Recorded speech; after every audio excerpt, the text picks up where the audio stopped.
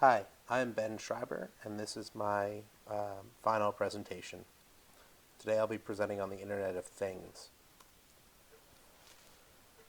In the talk today, we're going to go over my background, what the Internet of Things really is, sort of a general overview. I'll give you some examples of Internet of Things devices.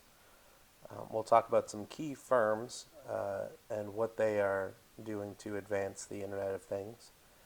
We'll go in depth into the technology behind the Internet of Things. And finally, we'll look at some concerns about what the Internet of Things means for you and the outlook for the Internet of Things. And we'll wrap up with a conclusion and some questions. So I'm Ben Schreiber. I'm a senior at SUNY Albany. I've been here for about 2 years. I was a software engineer and consultant for 3 years in the capital region before returning to school to finish my bachelor's degree. Prior to being a software engineer, I spent 3 years at BU in Boston University in Boston as a computer science major. In those 3 years that I was an engineer and consultant, I architected over 29 projects that were worth over $200,000 each for state and local governments across the country, including California, Florida, and New York. I'm a Microsoft certified professional, and I currently have a job as an Internet of Things engineer at Amazon in Seattle. So this is sort of my bread and butter. It's something that I've been exploring for quite some time. I've written a few apps. I have some Hue light bulbs in my house, and we'll get into those in a minute, but I've written my own application and touchscreen controller interface for those. So it's sort of a fun thing for me. So what is the Internet of Things? Generally, the Internet of Things consists of, I guess the layman's sense of this would be devices that you wouldn't normally expect to be connected to the internet are suddenly connected to the internet. So obviously you'd expect a computer or a smartphone or things like that to be connected to the internet, but things like your toaster or your scale or your speakers, those are not normally connected to the internet. I guess, and in a more specific sense, they are connected to the internet in order to exchange or collect data. And that can be for purposes to benefit the user or for purposes to benefit some sort of greater good, like, tracking obesity, right? If a scale uploads all of its data anonymously to a study for a medical school, for example.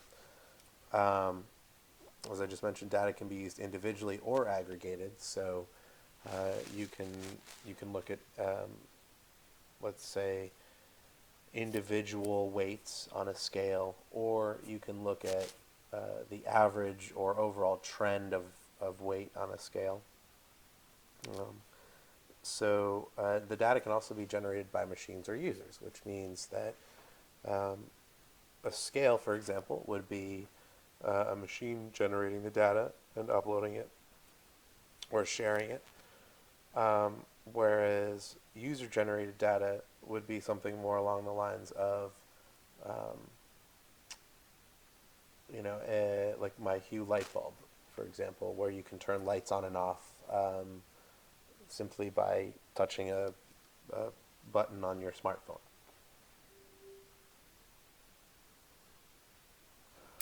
So here is a really good example of just how big the Internet of Things is becoming. You can see that it defines pretty much every part of our lives these days, or at least it soon will. We have everything from monitoring of electromagnetic levels, electromagnetism in a city, to tracking traffic congestion. Think things like Waze here, right? We have water quality, right? We have smart lighting. That's the Hue light bulb. We have smart roads that adjust traffic lights accordingly based on traffic and time of day and average congestion. Even here, we have vehicle auto diagnosis. So that means that your car can tell you that it needs an oil change before you even realize there's an issue. So the Internet of Things is really quite ubiquitous now, and that means that the world is going to have a lot more data to deal with, and that is good and bad in some ways, and we'll talk about that sort of in the outlook and conclusion. But basically, everything will be talking to everything else in the near future. So uh, when your alarm clock goes off, your car will start and start to warm up for you. Your coffee might start to get brewed. Your smartphone or GPS will automatically calculate the fastest way to the office based on the time of day and um, current traffic conditions. So those are the types of things that the Internet of Things is really aiming to solve or to accomplish. They're really looking to use data from one part of our lives that, you sort of have that moment where you say, oh, wouldn't it be nice if this could happen? Or if when one thing happened, it triggered something else, or this could use the data from that. That's really the Internet of Things. It's really trying to make everything smart by sharing data between devices, um, so that conclusions, I guess, can be drawn um, from the overall picture of things. So here are some examples of Internet of Things devices. I think a lot of us have heard of these. There's the Google Nest, which is the smart thermometer. It allows you remotely to increase or decrease the temperature of your house. It also tracks motion in the room that it's placed in. So if it sees no motion in the room for quite some time, then it turns the heat down. If it knows that you're in the room, then it will turn the heat up. It also tries to heat and cool your house, depending on the season, during off-peak hours, so that you're spending as little money as possible heating and cooling your house. Next, we have the Amazon Echo. The Amazon Echo is Amazon's smart device. It basically is a smart assistant with a phenomenal speaker in it, and it's voice activated. The voice assistant is Alexa, so you can speak to it and ask it questions such as, what's the weather, play this song, um, and it will take care of that. It's designed to be a hub, so it interfaces with other technologies from other companies. So, for example, it can control the technology to its right there, the Philips Hue. It can turn Philips Hue light bulbs on and off. Philips Hue light bulbs are internet-connected light bulbs, or at least Wi-Fi connected light bulbs, that can be turned on or off, or their color changed via an iPhone app or an internet interface. The August Smart Lock is an internet-controlled smart lock. Users can enable or disable temporary passcodes for other users. So just by sending an email to somebody, you you can basically send them a key that via Bluetooth they can hold their phone up to the door and unlock it. Um, so it's quite useful for easy, quick access to your home or sharing access to your home with other people on a timed basis. The GE Aeros is a smart air conditioner. It pairs very nicely with the Google Nest. It's used essentially to cool the house. Um, you can turn it on and off remotely from a smartphone app, or it can be controlled by Google Nest to cool the house during off-peak hours, so as little electricity is used as possible. Next is the Fitbit Aria, which is a Wi-Fi connected um, scale that is used to track the user's fitness activity and their overall weight, sort of as a progression on a chart. and it can be used to compare that data with the aggregate data of other users who own the scale. And finally, there's the Nespresso Prodigio, which is a Wi-Fi connected espresso machine, and that is used so that you can push a button on an app on your way home and it will brew you a cup of coffee. Or when your alarm clock goes off, it will brew you a cup of coffee. So these are just a few of the things that consist of the Internet of Things. These are some of the larger products. Um, but really, the Internet of Things is sort of everything that's connected to the internet, besides like a client server type thing. So not your laptop, not your not the big server in Google's data center, but the sort of unexpected thing, like the lock, the coffee maker, the light bulb, things like that. So there are some key firms here. Amazon really has taken a charge in the Internet of Things with its um, Echo and its Amazon Web Services. It's really designed its cloud infrastructure around the Internet of Things, and that has enabled quite a few developers to sort of jump in and just start designing apps. IBM is taking more of a technical approach to the Internet of Things. It doesn't necessarily support Internet of Things like coffee makers and toasters, but it's looking more towards the municipal and federal market, the public sector market. It's designing a cloud that is capable of handling multiple inputs from things like streetlights and um, traffic sensors and air pollution sensors, to give city planners and various city departments real time information about their city. Bosch, which is a name that is normally thought of, at least in America, for their automotive parts, has also has a division for home appliances like washing machines, dishwashers, things of that nature.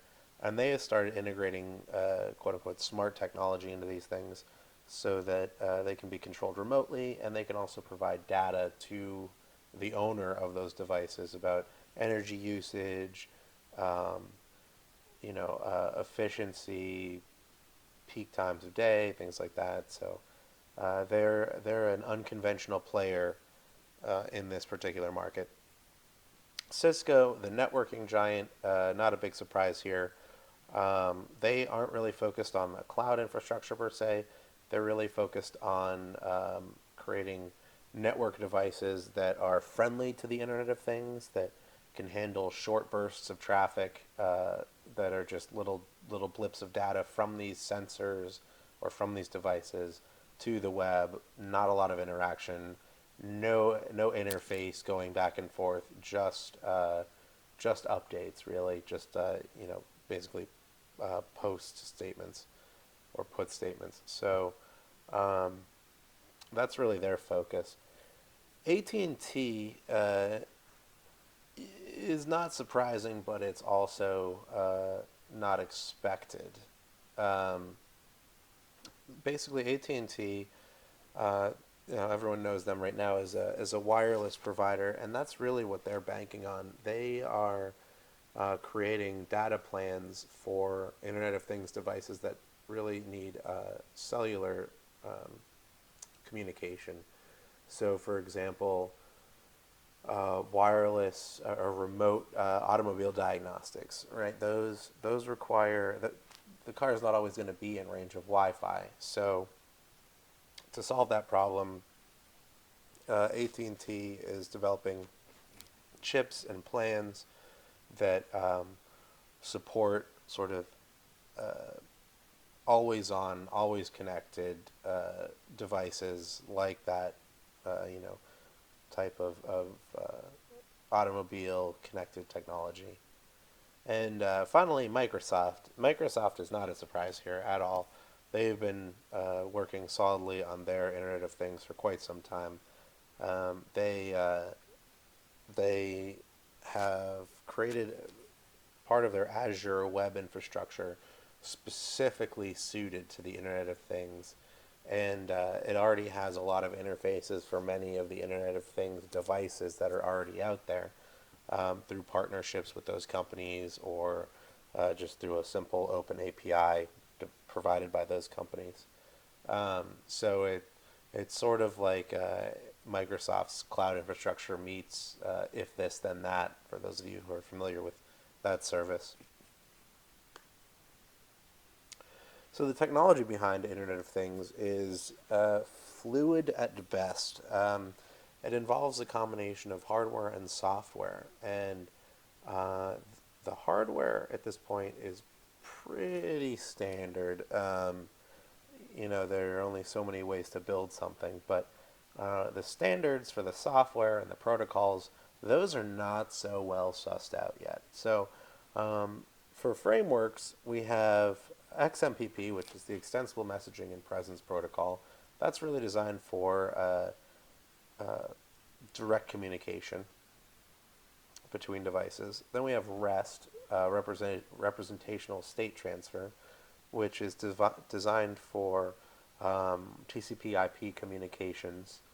And then we have MQTT, which is MQ telemetry transport, and that's designed for more like sensor type stuff. And then the technology, which is more the hardware standard type stuff. RFID, we have active, semi-passive, and passive cards, or tags as they're called. QR codes, which is the visual encoding of data. You can think like UPS packages, that little kind of crazy thing you see on the label there. Bluetooth, have short range. It's a short range ad hoc piconet, so it's device-to-device communication, very low power. We'll go into these here in a minute, but we have Zigbee, which is a mesh Wi-Fi network, starting to become a more widely adopted standard. Z-Wave, which is a mesh low latency Wi-Fi network, that is designed for larger implementations and really places where you need instant on, instant off, instant feedback from your system. And Wi-Fi Direct, which is a standard developed by the Wi-Fi working group that defines the Wi-Fi, ABGN that we all use today, to connect to the internet. This is a new standard that allows two Wi-Fi connected devices or Wi-Fi enabled devices to connect directly to each other. So it's sort of a mesh network, sort of a direct network, and we'll talk about that in a minute. So frameworks, let's talk about XMPP. So it's an open standard technology, and it's designed to support instant messaging, presence, multi-party chat, voice and video calls, lightweight middleware, and the generalized routing of XML data. So this is really, this is geared towards some enterprise level technology. You could see this being used widely in an office to support, the instant messaging, the chats, the voice and the video calls. But also, the middleware and the XML data, that can be generated or at least the XML data can be generated just by raw sensor data. So this is definitely designed for a more intense application. REST, which has been around for a very long time, is resource-based. So rather than calling a method via a web page or via a URL, really you're requesting data. You're either getting it or you're either requesting it or you're giving it to somebody. You're putting it somewhere. So it's resource-based. It represents the state of the data at that time, and it has 6 constraints. It requires a uniform interface, which is defined by the API. It is stateless, so it does not care what your application is doing at the time. It only represents the data. client server, so that's pretty clear. One machine is asking for the data, one machine is giving it the data. It's cacheable, so it can be saved for later. It's a layered system. It operates on several different layers of the OSI model, and it's code on demand, so you can build a REST endpoint whenever you want, and you can access it whenever you want, obviously, presuming you have the correct credentials. MQTT, it's a publish-subscribe model, so basically the clients here will subscribe to a server, and whenever that server has an update to some sort of data or some sort of message, it lets all the subscribers know, and it pushes the data out to that. So that's why it's a lightweight messaging protocol. And because of that setup, it's designed for constrained devices, devices with very little memory, very little CPU power, low bandwidth networks where things can only be sent out every once in a while, or can't be that big. High latency networks where when something gets sent out, it takes quite a while to reach its endpoint, or unreliable networks where you're not even sure if it's going to reach its endpoint. So here are some of the standards. RFID, these active, semi-passive, and passive tags. Active tags have, actually active and semi-passive tags have internal batteries. Active tags use internal batteries to power the radio, basically to power the transmitter to the receiver, as well as the internal circuitry of the tag. Semi-passive, those tags use batteries to power the circuitry, but in order to broadcast, they rely on the inductive, or the induction from the magnetic field given out by the reader. And passive tags are powered entirely by the reader, the inductive capacity of a reader. And you'll see here a very large inductive surface, which are these coils sort of wound around the center of the chip. QR codes. This is what I was talking about earlier, where I said think about UPS packages. This is what you see.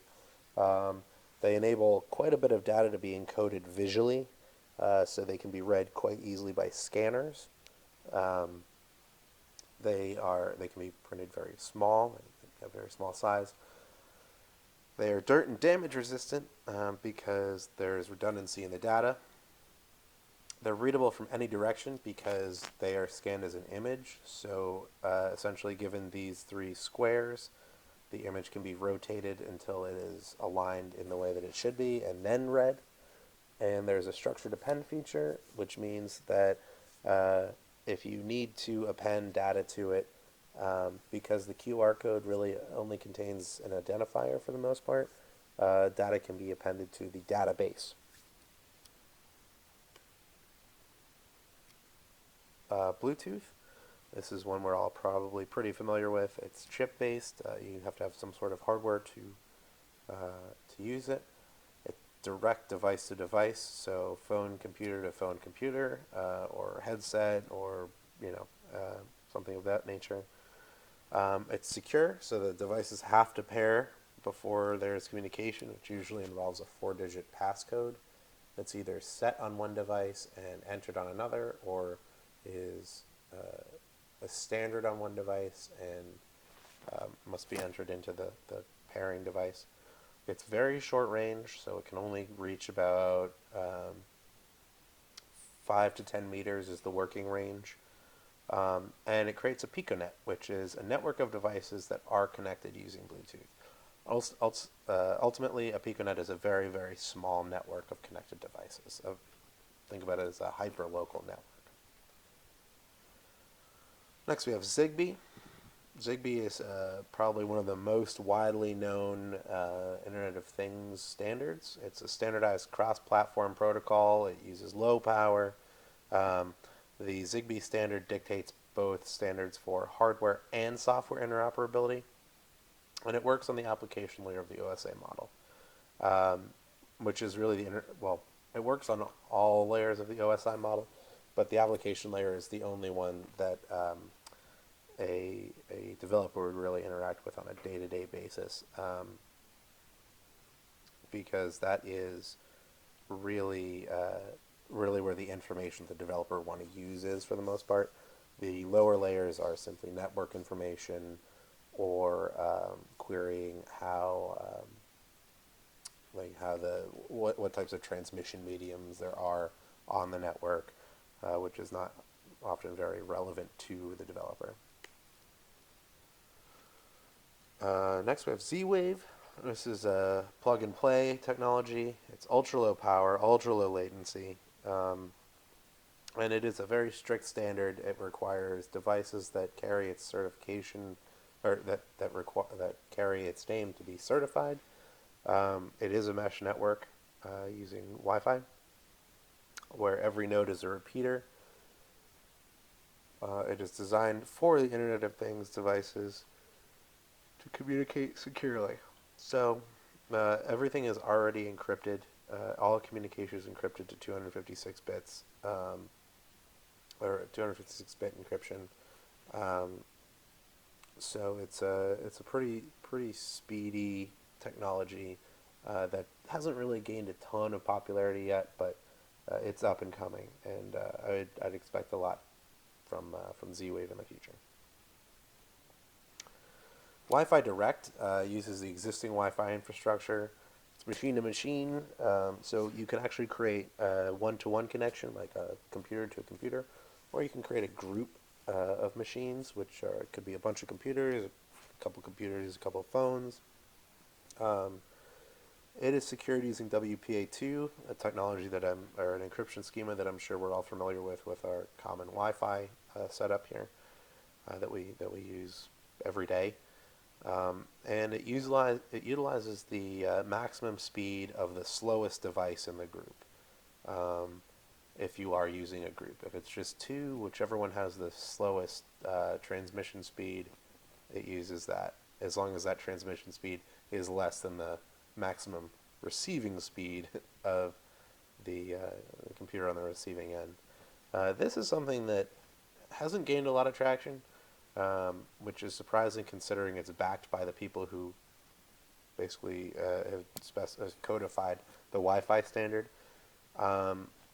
So I haven't used Wi-Fi Direct very often, but it seems as though it's not a great standard just based on its lack of adoption, even with all of the resources that it has behind it. So, concerns. There are a few concerns, obviously, with the Internet of Things. First and foremost, as with anything on the internet, security. There was recently a massive directed denial of service attack, a DDoS attack, on the internet's DNS providers, and it was conducted by a group that had slowly infected Internet of Things devices, which typically don't have great security, with malware that allowed them to be used as part of a botnet. And so this group basically took down a whole bunch of internet sites because they were able to topple the DNS servers that directed people to those sites. So back in October, at the end of October, if you noticed Netflix offline or AOL for a brief period, I don't know, Pinterest, that was because of this attack. So right now, larger companies take the security very, very seriously, but smaller companies tend to want to get their product out to market as quickly as possible and figure that they can update it later or improve security later, and so they end up shipping hundreds, thousands, tens of thousands of products or of units of products with little or no security, and that causes some problems. Privacy, that's obviously another issue. There's going to be increased data collection which is just sort of the very nature of the Internet of Things. And so the real struggle is, how do you keep that anonymized in cases where you want it anonymized, and how do people really know what data is actually being collected? Um, for example, uh, the Alexa app on the Amazon Echo. People are worried that that is recording everything they say and storing it. And in reality, there's a chip on the Amazon Echo that listens for and processes a voice command that says, "Hey Alexa." Once it hears that, it connects to the internet and then starts streaming the next commands from the user. So some companies have already figured this out. Other companies, it's a little more unclear about what they're doing with the data, and that's something that needs to sort of be codified, hopefully through law at least, some sort of um, standardization of privacy and data rights for the user.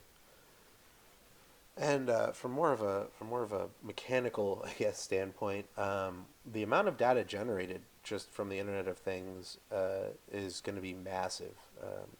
We're talking about petabytes of data, more than what we have now. So the bandwidth of the Internet needs to increase significantly, because even though Internet of Things devices typically don't consume a lot of data all at once, they like to send little blips quite frequently, either to a server or to each other. And so without an increase in bandwidth, all of those little blips start to add up.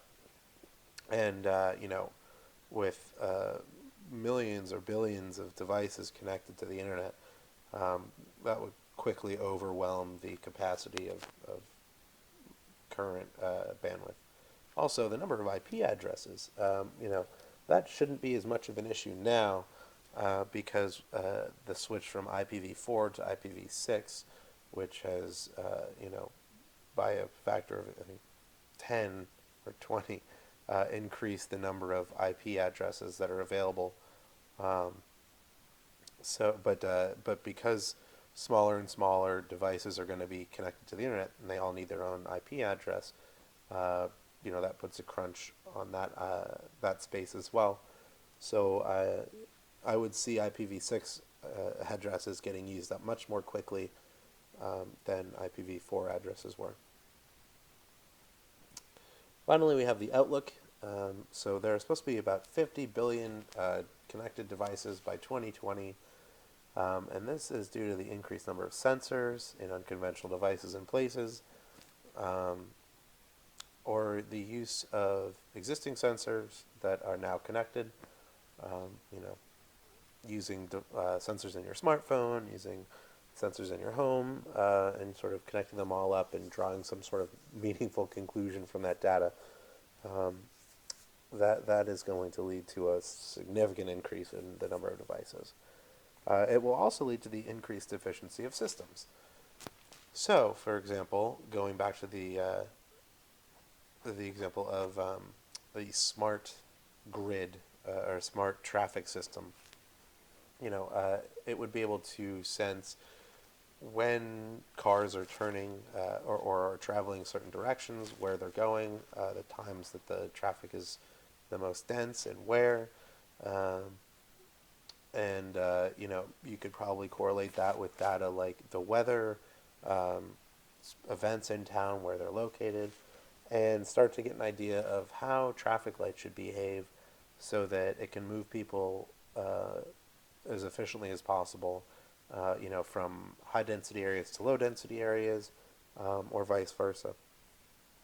And so that also leads to highways and transportation becoming fully automated, at least if you wanted to. You could buy a car that's fully automated, because not only is it communicating with the traffic grid, it's communicating with other cars around it. So, it may know that there's going to be a red light ahead of it, a mile down the road when it gets there. Your car, I mean. But it also knows that it's got 3 cars ahead of it, and exactly how far away from those cars it is, and what the speed limit is. So that sort of also ties into the efficiency of systems because cars will travel faster, they'll travel closer together, and hopefully, barring any security issues, without accident. So I am Ben Schreiber. That is my Internet of Things presentation. Here are my references. Thank you very much. And I guess if you have any questions, let me know. Thank you.